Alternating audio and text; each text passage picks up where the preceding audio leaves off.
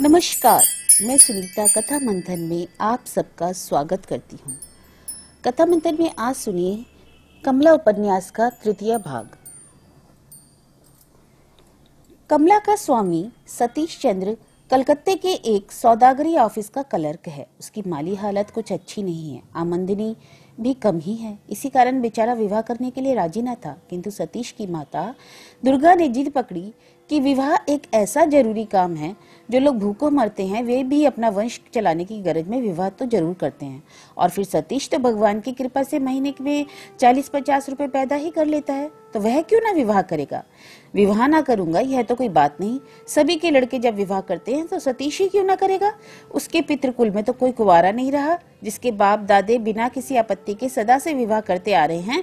यहाँ तक कि कोई एक से अधिक ब्याह करने से पीछे नहीं उठा। उन्हीं का वंशधर होकर वह कैसे अविवाहित रहना चाहता है। उसे ऐसी दुर्बुद्धि कैसे हुई। सतीश अगर ब्याह नहीं करेगा तो दुर्गा देवी का देहांत हो जाने पर बाप दादे के घर में शाम को चिराग कौन जलावेगा। जगदीशपुर गांव के इतने प्राचीन राय वंश का नाम क्या कुलंगार सतीश के कारण पृथ्वी पर से उड़ जाएगा। इस पर सतीश हंसकर कहता, देखो माँ, कौरवों और पांडवों का इतना बड़ा वंश आज पृथ्वी पर से उठ गया ना, और स्वयं श्री कृष्ण भी यदुवंश को विनाश से बचा नहीं सके। अतः शुद्र राय वंश अगर पृथ्वी से उठ भी गया तो इससे कोई विशेष हानि तो नहीं होगी। दुर्गा डांट कर कहती, चुप कर लड़के, तेरी ये बेवकूफी की बातें मैं नहीं सुनना चाहती। तेरा विवाह मैं जरूर करूंगी। बड़ा बेहया है तू, इसी से अपने विवाह के बारे में इस तरह बहस कर रहा है। आज अगर तेरे बाप जिंदा होते तो क्या उनके मुंह पर ऐसी बातें कह सकता था, ऐसी उल्टी बातें कर सकता था। नहीं माँ, शायद उनके आगे प्रतिवाद नहीं कर सकता, लेकिन करना उचित था। जो ब्याह करेगा, जिसका ब्याह होगा, जिम्मेदारी तो सब उसकी है ना। उस बोझ को उठाने की, उस जिम्मेदारी को पूर्ण करने की शक्ति भी तो अपने में होनी चाहिए ना माँ। अरे बेटा, तेरी भी बातें अजीब हैं। ब्याह करने में जिम्मेदारी काहे की है। तू रहने दे बस, ब्याह करके भला कोई असुखी होता है। देख लेना, मैं तेरी बहू ऐसी लाऊंगी जैसे अनेक राजा महाराजाओं के घर में भी देखने को नहीं मिलती। इस पर सतीश हंसकर कहता है, तुम्हारे किराने के लड़के के कोई आधा राज्य और राजकन्या तो देगा नहीं माँ। इतना कहकर सतीश हंस दिया और 8 बजे की लोकल ट्रेन पर सवार होने की जल्दी में गांव की और डेली पैसेंजर के साथ स्टेशन की और दौड़ लगाता, नहीं तो 10 बजे दफ्तर में हाजिर नहीं हो सकेगा।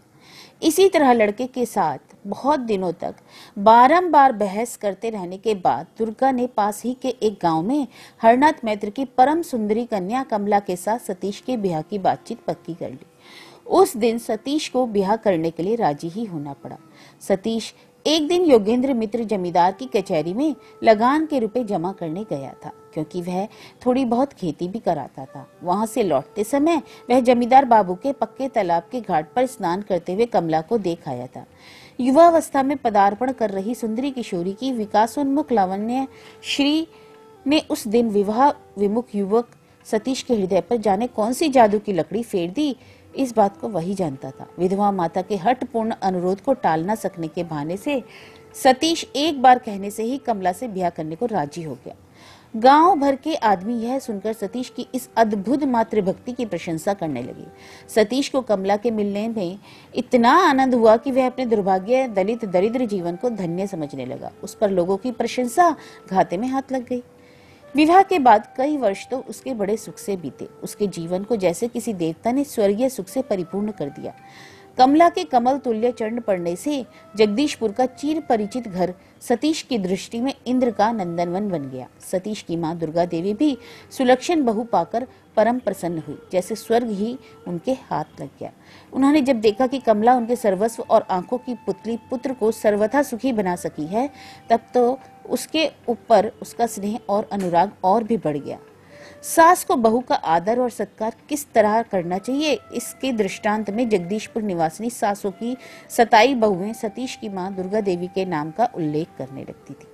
किंतु दुर्भाग्यवश दुर्गा देवी अपने इस सुयश को बहुत दिन तक बनाए न रख सकी। कई साल बीतने पर भी जब कमला उनकी गोद में एक सोना का चांद अर्थात बालक उपहार न दे सकी, तब दुर्गा देवी कर्मशः बहू के संतानहीन होने की संभावना से हताश होने लगी। कई तरह की दवा दुआ आदि का प्रयोग कर तावीज गंडे वगैरह पहनाकर मनौती मानकर जागती कला वाले देवताओं के मंदिरों में धरना धरकर भी दुर्गा देवी की मनोकामना पूर्ण न हुई।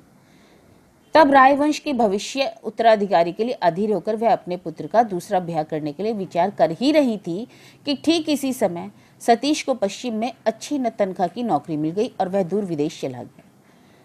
वहां पहुंचने के 10-15 दिन बाद ही सतीश एकाएक बहुत बीमार पड़ गया और लड़के की बीमारी का जरूरी तार पाते ही दुर्गा देवी ऐसी घबराई कि चटपट बहू को उसके मायके भेजकर आप गांव के एक दूर के रिश्ते के आदमी को साथ लेकर लड़के के पास जाकर उपस्थित हुई। उस समय सतीश की हालत कुछ सुधर चुकी थी। उसे ऑफिसर के पास ही सब परिवार के लिए क्वार्टर मिल गया था। दुर्गा देवी को वह छोटा सा नए ढंग का साफ सुथरा हवादार नया घर और वह जगह इतनी अच्छी लगी कि सतीश के अच्छे हो उठने पर उन्होंने गांव लौट जाना उचित न समझा। साथ आए आत्मीय को विदा करके दुर्गा देवी वहीं रह गईं और बहू को भी विदा कराकर यहीं ले आने के लिए सतीश को बारंबार कहने लगी।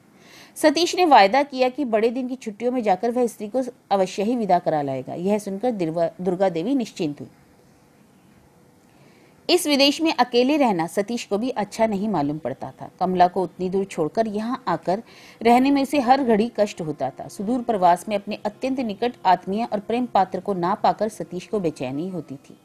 कमला को ना देख पाने की वेदना, उसके विरह का असह्य दुख यूं ही उसको व्याकुल कर रहा था। उस पर तुर्रा यह हर दूसरे दिन कमला के हाथ की चिट्ठी लिखी मिलती, जो इस संगी साथी से हीन बांधव रहित दूर देश उसके लिए एकमात्र सांत्वना और सहारा होती थी।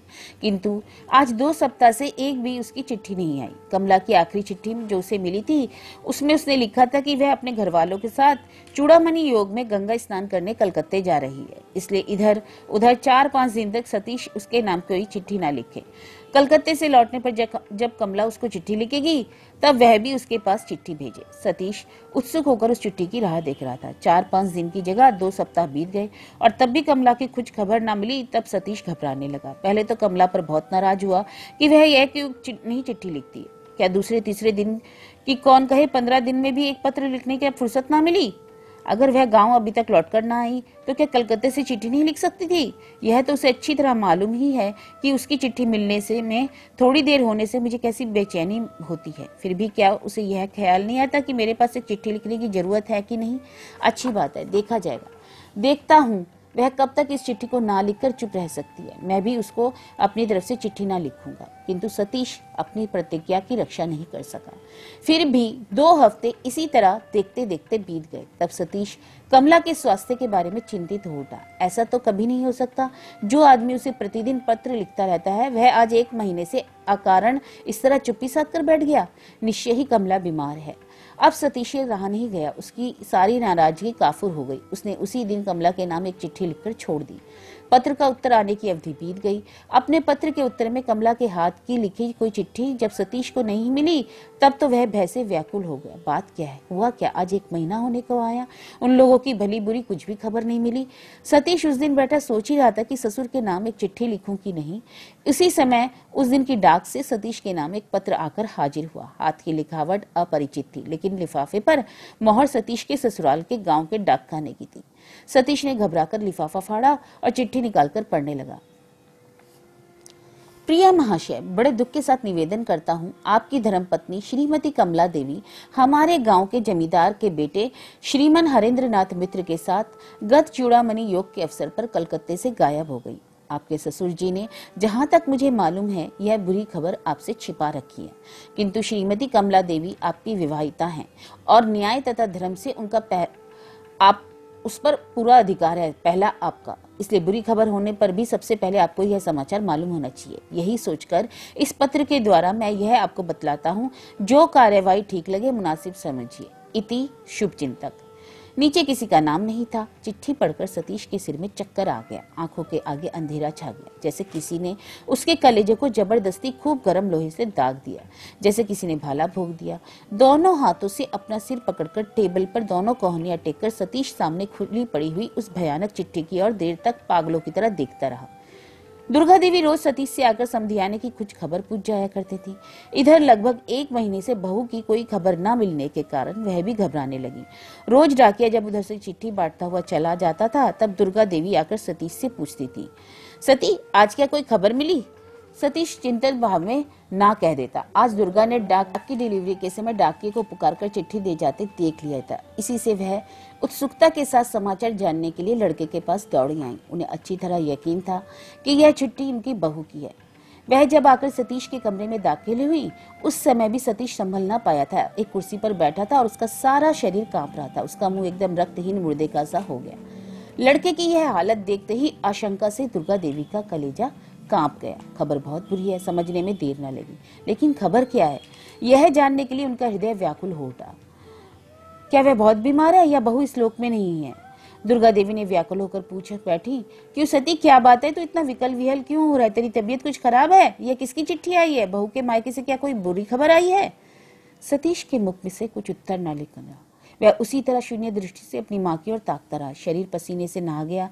दुर्गा ने चटपट पास जाकर आंचल से लड़के का मुंह पहुंचा, पंखे से हवा करते करते पूछा, अरे क्या हुआ, बता ना भैया, क्यों नहीं बोलता तू? इस तरह चुपचाप क्यों ताक रहा है? मुझे डर लग रहा है। सतीश ने धीरे धीरे टेबल के ऊपर से वह चिट्ठी उठाकर माँ के हाथ में दे दी। दुर्गा देवी ने दो एक बार चिट्ठी को उलटकर देखने के बाद लड़के को वापस करके कहा, मैं क्या पढ़ना लिखना जानती हूँ भैया, जो तूने मुझे चिट्ठी उठाकर दे दी? मेरे लिए तो काला अक्षर भैंस बराबर है। तू एक बार पढ़कर सुना दे।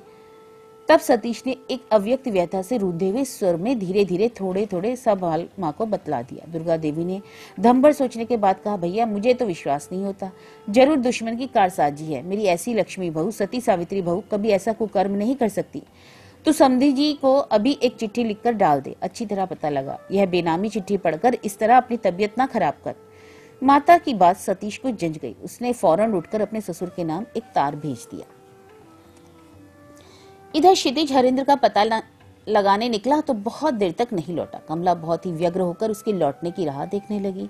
हजारों दुश्चिंताएं आज उसके कमजोर शरीर को और दुर्बल मन को कष्ट पहुंचाने लगी। सैकड़ों अशुभ भावनाओं ने उसके दिमाग को दबा दिया। कमला मन ही मन हिसाब लगाकर चौंक उठी। अरे, इस घर में आए हुए आज एक हफ्ता हो गया। 8 दिन से एक अज्ञात अपरिचित गैर आदमी के आश्रय में पड़ी हुई है। छी छी, कैसी शर्म की बात है, कैसी घृणा की बात है। गांव के लोग सुनेंगे तो क्या कहेंगे? वह भले ही प्रतिष्ठित परिवार की बेटी और बहू है, गृहस्थ के घर की औरत है। वह इतने दिन से कलकत्ते में एक अपरिचित जवान आदमी के घर निवास कर रही है, जान ना पहचान, और उसके घर में ना कोई बाल बच्चा ना कोई औरत। कमला अपनी इस असहाय अवस्था के कुत्सित भाव को, निंदनीय पहलू को जैसे आंखों के सामने आप ही कांप गई। उसके नाम के साथ एक कलंक, एक बदनामी दम भर में अनायास जोड़ी जा सकती है। इस आशंका से वह डर गई।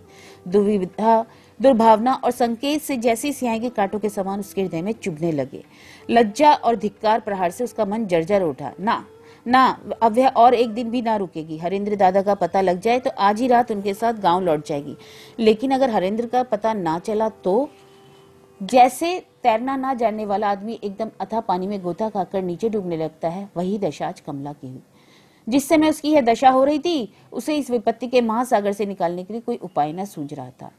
उसी समय क्षितिज ने उसके कमरे में प्रवेश किया। कमला को पुकारकर उसने कहा, देखिए, आज तो हरेंद्र बाबू का पता नहीं लगा, लेकिन मुझे आशा होती है कि कल या परसों तक मैं जरूर उन्हें खोज निकालूंगा। आज जगदीश को, गणेश को तथा सब इष्ट मित्रों को खबर दे आया हूँ। कल वे सभी तलाश करेंगे और चाहे जिस तरह हो, हम लोग हरेंद्र बाबू का पता लगाए बिना ना छोड़ेंगे। वह जिस कॉलेज में पढ़ते हैं, अगर आप कुछ बता सकती तो शायद आज मैं उन्हें लेकर हाजिर हो जाता। कमला ने हताश होकर कहा, सो तो मुझे ठीक मालूम नहीं।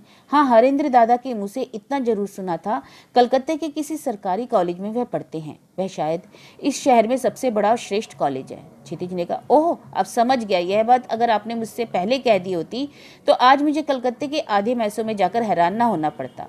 मेरी मेहनत भी बच जाती और आपका नाम काम भी बन जाता। आप जिस कॉलेज की बात कह रही हैं, मैं भी उसी में पढ़ता हूँ। कल कॉलेज से आते ही ढूंढ लूंगा। कौन दर्जे में है, क्या आप जानती हैं?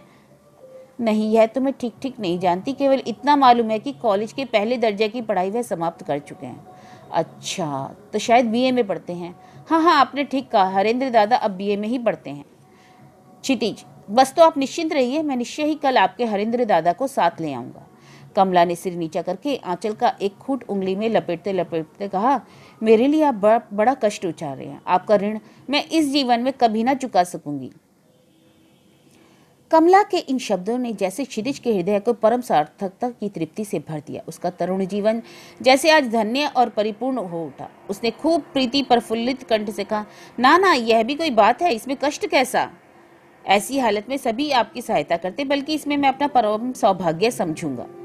अब तो मुझे यही धुन है कि किसी तरह कुशलता पूर्वक आपको आपके घर पहुंचा दूं। आपके यहाँ ना जाने से कितना कष्ट हो रहा होगा। मेरे घर में ना कोई औरत है, ना कोई लड़की लड़का, सभी काम देख रेख नौकरों के ऊपर निर्भर है, इसलिए बिल्कुल ही आपको सुविधा ना होगा। आपका आदर सत्कार या आप भगत करने वाला कोई नहीं। कमला ने धीरे धीरे कहा, इसमें बढ़कर आदर सत्कार इस जीवन में मैंने और कहीं नहीं पाया। आप व्यर्थ ही चिंता कर रहे हैं। क्षितिज के हृदय के भीतर बिजली की तरह अकस्मात अमृत की धारा बह गई। किसी एक आवेग की प्रबल वायु लहर के हिलकोरे की तरह उसके सारे शरीर में दौड़ गई। रोमांच हो गया। दम भर के लिए क्षितिज यह भूल गया कि कमला का विवाह हो चुका है और उसका स्वामी जीवित है। इस असाधारण सुंदरी युवती को सड़क पर उठा लाने के बाद क्षितिज ने अपनी जवानी की तख्ती पर, जीवन के चित्रपट पर कल्पना की कुंजी से विचित्र भावों की माधुरी के गहरे रंग से जो चित्र अंकित करना शुरू कर दिए थे, वे एकाएक सजीव हो उठे। ठीक इसी समय कमला ने अश्रु जड़ित अव्यक्त स्वर में कहा, आपका यह उपकार जीवन भर न भूल सकूंगी। क्षितिज के तरुण शरीर पर उच्छ्वासित यौवन का तरल रक्त स्रोत सहसा जैसे चंचल होता। तुरंत कह उठा, जान पड़ता है आपको भी मैं इस जीवन में कभी ना भूल सकूंगा। लेकिन यह बात निकलते ही एक दारुण लज्जा उसके दोनों कानों की जड़ तक पहुंच गई और चेहरा लाल उठा।